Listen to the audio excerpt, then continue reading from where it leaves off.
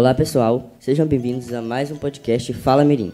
Me chamo Uriel e sou vereador Mirim e hoje estamos aqui com o nosso convidado Corcel, mestre de capoeira, que faz parte do projeto Capoeira na Escola. Boa tarde, Corcel, seja bem-vindo. Boa tarde a todos. Eu me chamo Marcelo Barbosa Cruz, mas dentro da capoeira eu tenho um apelido que faz parte do processo histórico da capoeira. Ter um apelido, ele é como se fosse o segundo nome que nós temos. Então, Corcel é o meu apelido, eu tenho em torno de uns 25 anos esse apelido. Sou mais conhecido como Corcel do que por Marcelo. Eu sou professor de capoeira aqui em Biguaçu, trabalho pela prefeitura. Nós temos um convênio com a prefeitura, diretamente com a Secretaria de Cultura. Eu sou formado em Educação Física, tenho pós-graduação em séries iniciais e Educação Especial, e trabalho com a capoeira há 15 anos, pratico capoeira há 30 anos, e é isso. Fiquem à vontade para fazer as perguntas e vamos lá para esse bate-papo. Muito obrigado. Corcel, você pode nos explicar melhor o que é consciência negra? Bom, vamos lá. Consciência negra. A consciência negra, ela é um ato de reconhecer a importância do povo negro e refletir sobre as manifestações culturais por meio da cultura afro-brasileira. E, com isso, nós podemos pensar na capoeira, podemos pensar no maculelê, no samba de roda, no carnaval, na culinária, nas religiões de matriz africana, que tem a Umbanda, o Candomblé, e outras manifestações culturais. E com isso, também, ir em busca de uma igualdade social e racial também. Isso é uma reflexão que a gente tem sobre o que é a consciência negra. Oi, Corcel, boa tarde, eu sou José. E eu queria saber por que o dia 20 foi escolhido para comemorar o dia 20 de novembro, né? Por que foi escolhido para comemorar o Dia da Consciência Negra? Dia 20, o Dia da Consciência Negra. Essa é uma data que ela foi organizada há muitos anos atrás, especificamente na década de 70, em 1971, quando um grupo de pessoas de Porto Alegre, um grupo de amigos, criaram um projeto chamado Zumbi, um projeto chamado Palmares, e para contrapor a data do 13 de maio, que é uma data que também é utilizada para reflexão sobre o período da escravidão, eles criaram o dia 20 de novembro, que é o dia da morte de Zumbi dos Palmares, que foi uma figura muito importante para o movimento negro, para a libertação das pessoas que foram escravizadas. E, por isso, foi iniciado o dia 20 de novembro com essa data. E também, após isso, criou-se no Rio de Janeiro um grupo, um movimento chamado MNU, que é o Movimento Negro Unificado. Eles deram um respaldo muito grande para essa data do 20 de novembro, que é o que nos traz até o dia de hoje. Então, a pergunta é, podemos explicar como é a consciência negra, né? Ou é a data? Isso, é a data. Então, essa data ela é celebrada por conta de um personagem que foi muito importante pelas lutas, pelas batalhas, que é chamado Zumbi dos Palmares. Ele foi uma pessoa que lutou muito, foi muito conhecido, mas ele teve um fim meio trágico. E essa história é a história que mais é falada nas escolas, que foi a morte de Zumbi dos Palmares. E, como uma forma de troféu, das pessoas que conseguiram capturá-lo, eles colocaram a cabeça dele exposta em praça pública. É uma história um pouco dolorida, um pouco triste, mas é o fato do que aconteceu. Assim como é triste todo esse processo, todo esse motivo dessa conversa, que foi o período da escravidão. Boa tarde a todos. Eu sou o Gustavo, vereador Mirim. E, Corcel, você pode me explicar melhor, né, mesmo você já tendo explicado, quem foi o Zumbi dos Palmares? Vamos lá. Como eu estava falando, o Zumbi dos Palmares foi uma pessoa muito interessante, muito importante, na verdade, Eu, quando vou conversar com as minhas crianças sobre Zumbi dos Palmares, eu utilizo duas palavrinhas. Protagonismo e falo muito sobre a liderança dele. Liderança porque, no Quilombo dos Palmares, ele foi um espaço que ele era móvel, ele não era uma casa fixa. Então, nós tínhamos lá quilombos, né, casas montadas. E essas casas, elas eram sempre montadas e duravam pouco, em torno de alguns meses. Depois disso, eles se mudavam. Eles se mudavam por conta de uma questão que aí eu enfatizo o protagonismo de Zumbi dos Palmares e a liderança dele. Essa quase família, que era uma família, né, o Quilombo dos Palmares, teve um período que ele teve até quase 20 mil pessoas dentro de um quilombo, que era um ambiente móvel. Esse móvel é por conta dos ataques dos portugueses, dos holandeses, dos próprios brasileiros, que, na época, eram donos de engenho, e eles queriam aquelas pessoas que foram escravizadas para trabalho. E era um trabalho doloroso. Por isso que eu comentei há pouco tempo atrás que é uma história triste, porque eles trabalhavam sem receber nada. Imaginem os pais de vocês tendo que trabalhar o dia todo, sai cedo, deixa vocês na escola e vai trabalhar, volta e no final do mês não ganha nenhum dinheirinho. Eles não iam poder pagar a escola, não iam poder pagar uma roupa legal, não iam poder pagar um McDonald's para vocês, né? E isso que acontecia. Só que essas pessoas que foram escravizadas, elas se cansaram de trabalhar de graça. E Zumbi dos Palmares foi um líder desse quilombo por muito tempo. Teve outros líderes também. E Zumbi dos Palmares ele foi o líder que mais ficou à frente do Quilombo dos Palmares. E o protagonismo que eu falo para as minhas crianças é em virtude das várias batalhas que eles lutaram com países holandeses, país da Inglaterra, os portugueses, brasileiros, senhores de engenho, feitores. Todas essas pessoas queriam eles de volta para trabalhar de graça. É muito mais fácil a gente ter alguém que trabalha de graça e a gente ganha um dinheirinho do que ter que pagar para alguém trabalhar, né? Então, o Zumbi dos Palmares é uma pessoa muito importante por ter esse protagonismo nas batalhas, de conseguir liderar esse número de pessoas imenso que passaram pelo Quilombo dos Palmares. É isso. Boa tarde a todos. Eu sou a vereadora Mirim Maria Luísa e eu queria saber como que a gente identifica as atitudes racistas do nosso dia a dia. Uma boa pergunta. Vamos lá.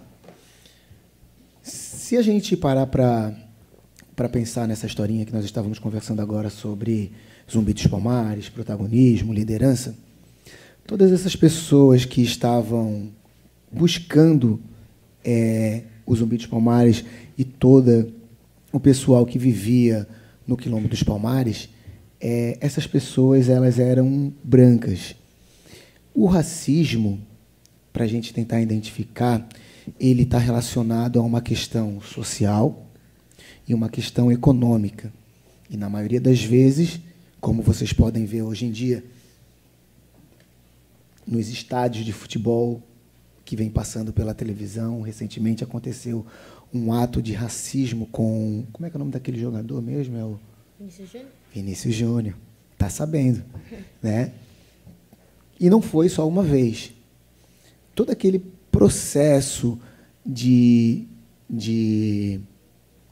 racismo é justamente pela cor da pele dele, pelo fenótipo que ele tem, né? Que são características de pessoas negras como eu. Então, o racismo hoje em dia ele está muito escancarado. E a gente vê isso na escola, a gente vê isso com as notícias que as redes sociais vêm trazendo hoje em dia. de racismo com pessoas no shopping, com racismo com pessoas que estão entregando, que estão trabalhando e acabam sendo violentadas ali, né, de forma, às vezes, física e outras vezes de forma verbal. Então, o racismo também está dentro das escolas. E existem algumas formas específicas de a gente entender como é o racismo. Vou falar aqui rapidinho. Existe o racismo estrutural, o racismo institucional, o racismo recreativo, o racismo ambiental, o racismo religioso. Todos esses têm as suas especificidades. Eu vou falar para vocês do mais comum, que vocês que são crianças podem refletir sobre isso e podem depois contribuir sobre isso também, que é o racismo recreativo. Ele é como se fosse algo velado. Existe o racismo velado também. Depois eu posso falar sobre ele.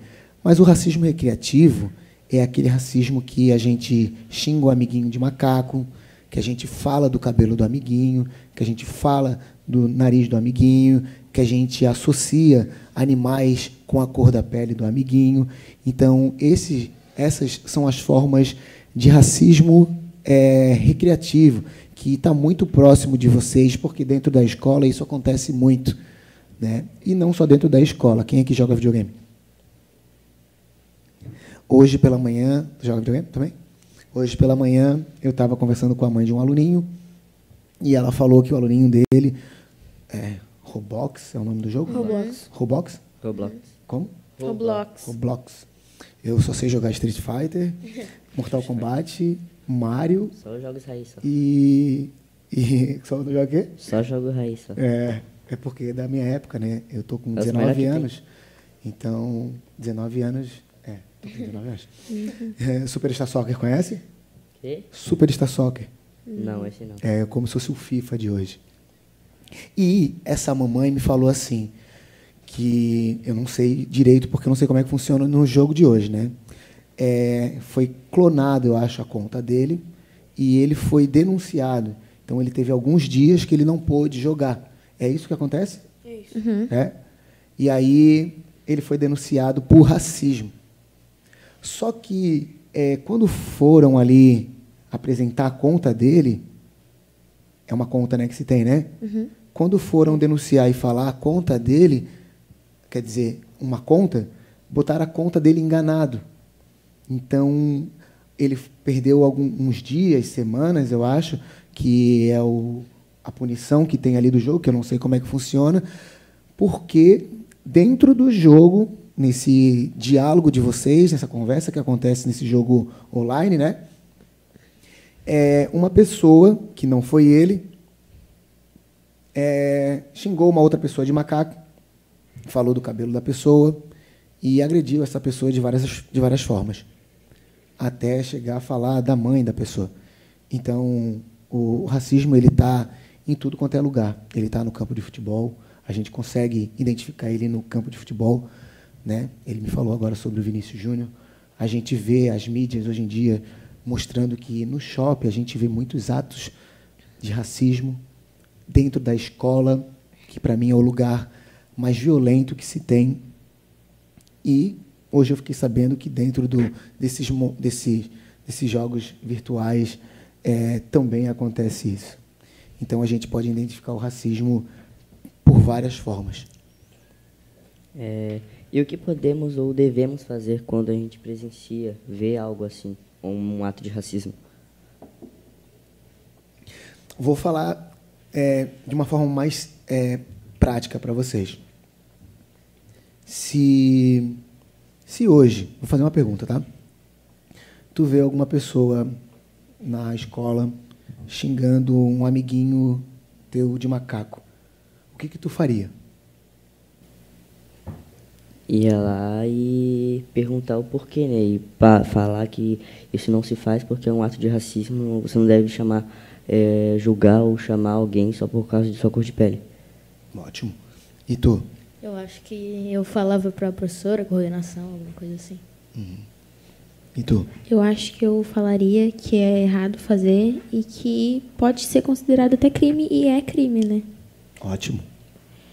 Eu iria perguntar qual o motivo, né? Mas antes disso tudo eu ia na diretoria, na coordenação, no adulto responsável, porque não seria melhor se alguém resolvesse, mas a gente também tem que ver o que está acontecendo naquele momento, né? Porque é uma coisa muito séria, racismo. Perfeito. Vocês tiveram uma resposta muito boa. Eu adorei essas respostas de vocês. O problema é a prática. Eu sei disso, vocês sabem disso, vocês sabem o que deve ser feito, né? Mas tem que saber se na hora vocês irão fazer isso. Porque são dois amigos de vocês. Um foi xingado, ofendido, né? E o outro é o que xingou. E esse, na maioria das vezes, vai xingar e vai sair rindo. E junto com ele vai outras pessoas. É ele mesmo. Xinga mesmo. E aquela pessoa está lá triste, chorando. O que eu preciso para esses momentos é que a prática seja efetiva. Vocês possam conversar com essas pessoas, vocês possam denunciar essas pessoas para a professora, como foi falado, para a diretora, para o adulto responsável da escola, principalmente. É o que eu sempre comento com as crianças. Nós precisamos falar. Não vai se tornar um fofoqueiro se tu contar, né? É mais válido o outro amiguinho que xingou ficar chateado contigo do que aquela pessoa ficar sofrendo sempre por conta da sua própria cor de pele, por conta do seu fenótipo, tá? Então, vocês agem da forma correta se vocês fizerem assim. Isso é chamado de cultura antirracista, tá? Ajudar o próximo. Então, professor Corcel, sabe me dizer quais são as principais leis que protegem e promovem os direitos, né, da população negra no Brasil? Nós temos como forma de reflexão e amparo o Estatuto da Igualdade Racial. Ali eles vão estar desmembrando diversas ideias sobre o que é o racismo, como se tratar diante disso. Recentemente, agora, nós temos a lei Vinícius Júnior, né, que é a lei que ampara a todos os atos de racismo, preconceito em ambientes públicos, campos de futebol, shows e todos esses eventos culturais. Temos também uma lei que obriga como é que eu posso falar? É a obrigatoriedade da cultura afro-brasileira e indígena no ambiente escolar, que é a Lei 10.630, a Lei 11.645, e essa Lei 11.645, ela especifica a obrigatoriedade da história da cultura afro-brasileira e indígena. A Lei 10.639, ela especifica apenas a cultura afro-brasileira, a história da cultura afro-brasileira. Então, são leis que vão nos amparar, que vão nos guiar, vão nos orientar de que forma a gente pode estar lidando com uma situação de racismo e de que forma a gente pode refletir, contextualizar e ensinar as pessoas a não agirem com o racismo. Professor Corcel, qual que é a origem da capoeira, que é um esporte, digamos que é típico dos povos africanos? Ótimo. Bom, a capoeira, o nome dela, né? Vamos começar pelo nome. Alguém sabe o significado da palavra? Não? Alguém já fez capoeira? Eu. Não. Já tive aula já de capoeira. Teve quando eu estudava num colégio Cônego ali, teve um projeto que todas as turmas tinham pelo menos uma aula por semana de capoeira. Legal. Isso foi durante quanto tempo? Foi, acho que 1 ano. Legal. Aí depois parou o projeto. Show. Então, a palavra capoeira... Mais alguém fez capoeira? Não. A palavra capoeira, ela vem do vocabulário indígena, caampoeira, que é chamado de mato ralo, mato rasteiro, aquele que dá vida. E a capoeira, ela tem, sim, origens africanas, mas a origem dela, como diz o meu mestre de capoeira, mestre Tuti, ele fala que a capoeira ela é brasileira, a capoeira ela é brasileira, nascida no Brasil, mas ela foi criada por pessoas que foram escravizadas.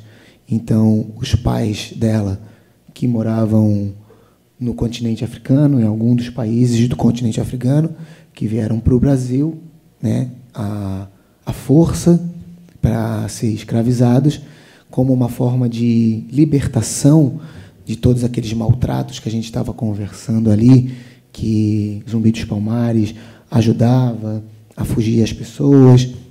A capoeira ela surge nesse período como uma forma de libertação. Então, para que eu pudesse me libertar, os escravizados eles analisaram os movimentos dos animais e também juntaram com uma dança que é chamada de dança da zebra, Ningolo, que é uma luta de passagem da puberdade, que é uma cultura africana. Então, eles juntam a capoeira com os movimentos dos animais, da fauna brasileira, e também com essa dança africana, essa luta africana. E, com isso, eles identificam formas e movimentos de contra-atacar os capitães do mato, os feitores, os senhores de engenho, que, de forma injusta, atacavam eles com bastões, com chicote, com arma, que, na grande maioria das vezes, eles estavam presos ou pelo pescoço, com uma gargantilha, ou pelo punho, ou pelo pé. E preso não com corda, e sim com correntes. Então, a capoeira ela foi estudada por eles, aqui no Brasil, e eles viram uma forma de contra-atacar esses ataques. E, quando eles chegavam para perguntar o que eles estavam fazendo, eles falavam assim, não, isso aqui é só uma dança. Então, ela foi disfarçada de dança para que eles não entendessem que eles estavam treinando algo para se libertar. Mas, então, é uma dança, é um esporte, agora, atualmente? A capoeira é uma luta, é uma arte, é cultura, é dança, é esporte, é isso tudo. Um pouco de tudo. Um pouquinho de tudo. Corcel, como que a capoeira era utilizada pelos escravizados? Olha, ela foi utilizada bem nesse formato que eu mencionei agora, que é para se defender dos senhores de engenho, dos capitães do mato, e que eles utilizavam os movimentos dos animais e utilizavam também o ningolo, que é uma luta, e com isso eles contra-atacavam esses senhores de engenho, capitão do mato e os senhores de engenho, capitão do mato e os feitores também.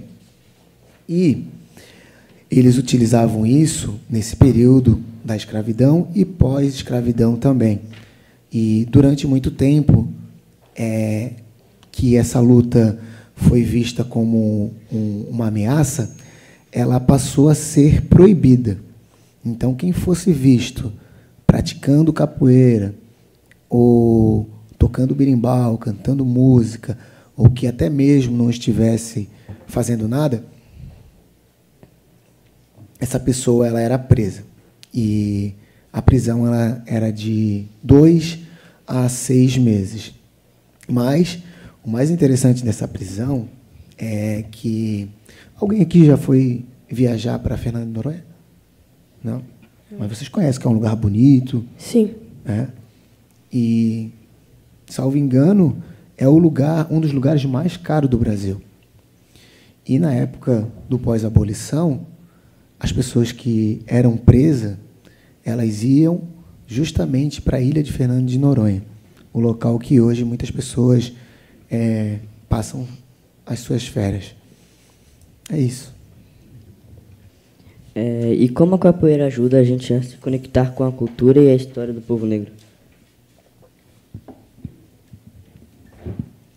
A capoeira, por si só, já é uma conexão com o povo negro, pela sua essência, né? Na sua essência, ela é a conexão com o povo negro, por ter sido eles que criaram. Essa conexão, ela pode ser vista por meio de, hoje, né? Por meio de várias manifestações afro-brasileiras e africanas, mas ela também pode ser vista com uma conexão dos povos, dos países, dos diferentes países que vieram do continente africano. Por exemplo,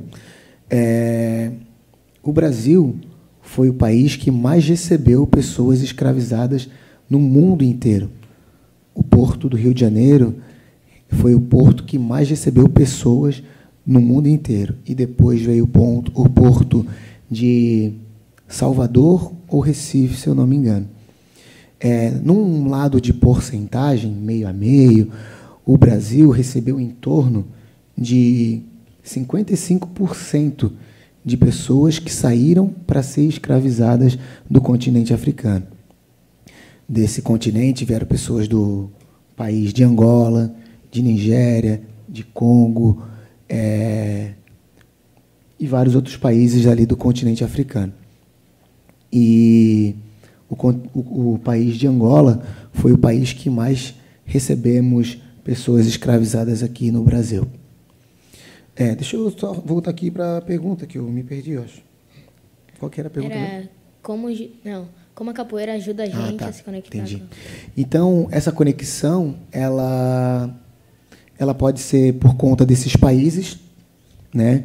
Que aqui, quer dizer, aqui não, né? Aqui eles já chegavam todos misturados, mas quando eles colocavam essas pessoas que eram escravizadas dentro de um navio, na maioria das vezes eles eram tudo separados. Então, se a minha família foi sequestrada na época da escravidão, o meu pai vai para o lado de lá, a minha mãe vai para o lado de lá, o meu outro irmão vai para o lado de lá, e assim eles dividiam. Quando chegava aqui no porto do Rio de Janeiro, do Recife, de Salvador, eles eram divididos. Países tal para um lado, país tal para um outro, para que eles não tivessem o poder de dialogar um com o outro. Então, como de um país para o outro muda a língua, lá também não é diferente. Então, o que fala português aqui no Brasil, em outro país vai falar espanhol, vai falar inglês, vai falar a língua de Portugal, né? Português de Portugal. E essa era uma forma de conexão que se tinha entre os países. Então, resumindo, as formas de conexão são as manifestações culturais que tem hoje em dia, né? A capoeira se conecta com o maculelê, com o samba de roda, com a puxada de rede, com o carnaval, com o bumba meu boi, o boi bumbá, as religiões de matriz africanas, que são todas manifestações culturais afro-brasileiras. E um outro formato de conexão do povo negro foram os países, né, que vieram do continente africano. É isso. E, Corcel, como é que os jovens que praticam capoeira podem mudar a comunidade e a realidade que eles vivem? Olha, eu não digo mudar a comunidade. Eles podem contribuir para uma melhora da sociedade. Por exemplo, o mestre Tucci, ele é uma pessoa que há 30 anos ele dá aula de capoeira aqui no município de Biguaçu. E ele contribuiu muito para o município de Biguaçu em si, ensinando muitas pessoas, tirando muitas pessoas do caminho do ruim e botando para o caminho do bem, induzindo muitas pessoas a ao estudo. Então, essas contribuições que o mestre Tucci teve a partir da capoeira, com milhares de pessoas que passaram, né? Por exemplo, o nosso amigo, ele teve aula de capoeira na escola. Só que todas as turmas da escola, como ele falou, teve aula de capoeira pelo menos uma vez na semana, né? Então, olha a quantidade de pessoas que estão entendendo um pouco do que é a cultura, conhecendo um pouco da manifestação cultural da capoeira, e tudo isso graças ao mestre Tucci, que passou os seus conhecimentos para mim, passou esses conhecimentos para o Manequinha, que foi o que deu aula lá, né? Passou esses conhecimentos para várias outras pessoas que às vezes estavam indo para o caminho ruim.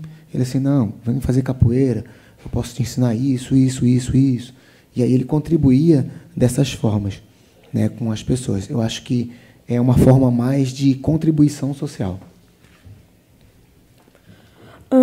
Corcel, a música na capoeira também conta a história do povo negro?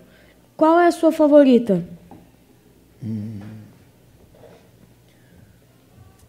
Olha, eu não tenho uma favorita. São muitas. São muitas. Mas pode cantar um pedacinho de uma que você gosta para nós? Posso. Eu não tenho uma voz muito boa, né? Mas eu posso ajudar vocês a cantar. Se vocês me pagarem um hambúrguer depois. Poxa, cara, só um hambúrguerzinho. Bom, tem uma musiquinha que eu utilizo muito ela. Musiquinha não, uma música, né? Que ela vai ao encontro desse bate-papo que a gente está tendo aqui sobre o Dia da Consciência Negra. O dia, a semana ou o mês de novembro.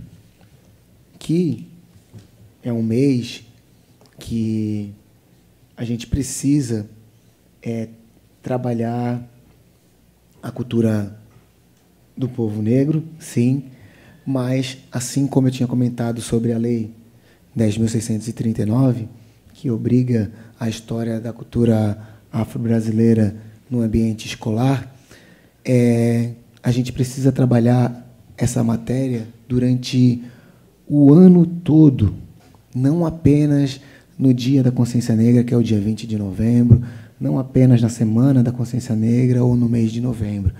Esse é um assunto que nós precisamos tratar na escola durante o ano todo. Esse assunto, ele é o que vai fazer com que a gente fique mais fortificado de ideias de como lidar com uma situação de racismo se acontecer isso com um amiguinho de vocês. Então, essa música ela é bem interessante, ela começa assim, ó. Eu vou falar ela, tá? Vou tentar falar e cantar aqui, inventar um negócio aqui. Ela fala assim, Dona Isabel, que história é essa? Começa com uma pergunta. Vocês sabem quem foi a Dona Isabel? A escola de vocês não ensinou? Não foi a... Não. Ah, que assinou a lei, ó? Isso. Eu tava com... Eu acho, essa mesmo. Falando nisso, vocês, durante esse mês de novembro, a escola de vocês comentou alguma coisa? Sim, sobre... agora na escola está tendo vários trabalhos falando a respeito da consciência negra. Legal. Importante. A minha não comentou nada ainda, mas ao longo do mês deve comentar. Qual que é a tua escola? Vou educar. Uhum. Vou pedir para vocês, tá? É um pedido meu. E aí vocês não precisam me pagar o hambúrguer.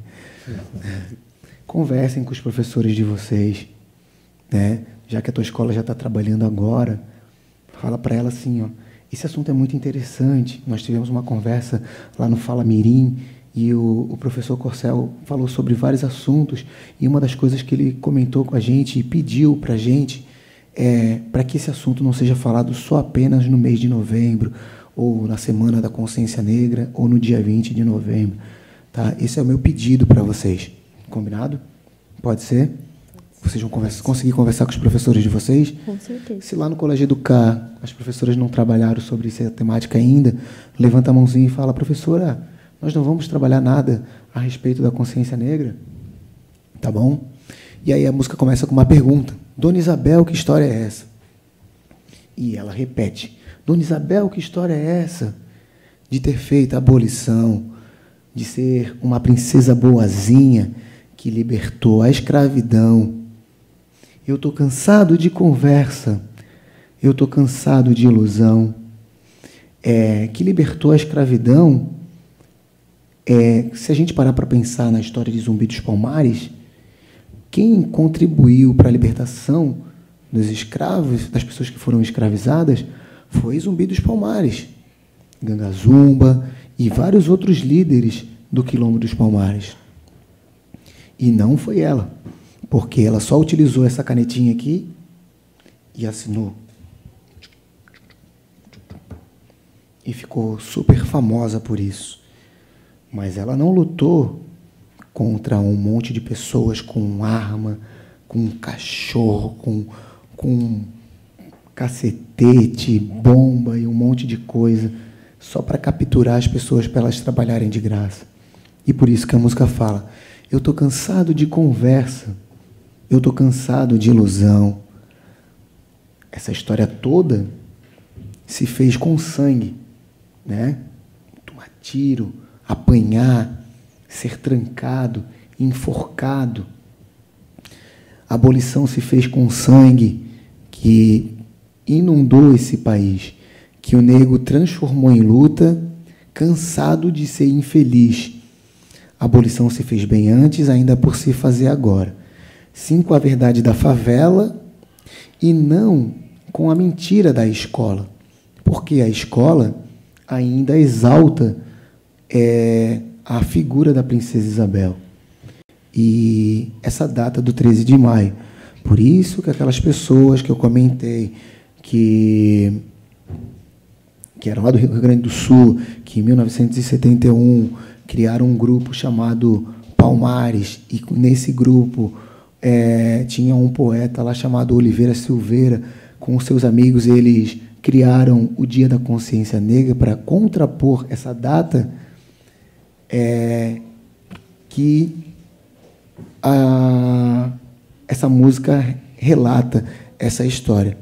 Então, a abolição se fez bem antes, por ter inundado esse país, que o negro transformou em luta, cansado de ser infeliz. A abolição se fez bem antes e ainda por se fazer agora. Ah, tá. Lembrei ali o que eu estava comentando. Sim, com a verdade da favela e não com a mentira da escola. Por isso que eu falei essa história desse pessoal que criaram a data do dia 20 de novembro. E não exaltar apenas o dia 13 de maio. Tá? Existem mais referências para a gente quando se fala do dia 20 de novembro, e não apenas do dia 13 de maio, que foi essa história da assinatura. Então, essa é uma musiquinha, é uma música que fala sobre, critica, né, a princesa Isabel e contextualiza um pouco dessa história que nós estamos conversando aqui. Vai começar agora o nosso bate-bola de perguntas e respostas rápidas, onde teremos um questionário mais rapidinho, assim. Uma palavra que representa a consciência negra. Orgulho. Um herói ou heroína negro da história. Eu vou ter que falar dois. E eu quero evidenciar duas pessoas que estão presentes nos dias de hoje, vivas, que é o professor Marcos Caneta e a professora, que foi minha professora, Solange Adão. É um símbolo de resistência negra. A capoeira. Uma comida afro-brasileira que o senhor ama. A feijoada. Sabia que ia falar essa. Tu gosta? Não. Não, eu gosto de feijoada. Eu não gosto de feijoada. Uma música que representa a luta negra. Eu vou falar uma, mas vocês têm que prometer para mim. Pode ser? Pode. Que vocês vão pegar essa música, eu posso passar ela para vocês. E vocês vão apresentar na escola de vocês. Fechou. Fechou. Combinado? Combinado. O nome dessa música é Zumbi. Ela fala assim, ó, quando o zumbi voltar. Ela é muito linda. Eu vou passar para vocês, tá? Fechou. Então é um combinado, hein? Então tá. Uma qualidade que o povo negro carrega com orgulho. A resistência. Um lugar histórico importante para a cultura negra. Bom, eu vou falar daqui então de Biguaçu. Nós temos o Museu Etnográfico de Biguaçu. Nós temos a comunidade do bairro Saudade, o Morro do Prado, que são locais que mais tiveram povoamento de pessoas negras. Capoeira é? A minha vida. O racismo é? Ui. Racismo? Racismo ele pode ser visto como um vírus. Consciência é? Consciência é...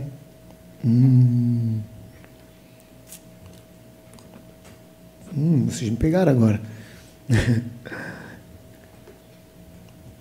É reflexão, é refletir, é pensar.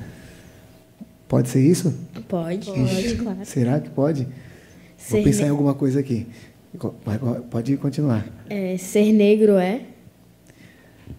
Eu tenho muito orgulho de ser negro. Eu tenho muito orgulho de tudo que o povo negro construiu para o nosso país, para o nosso mundo.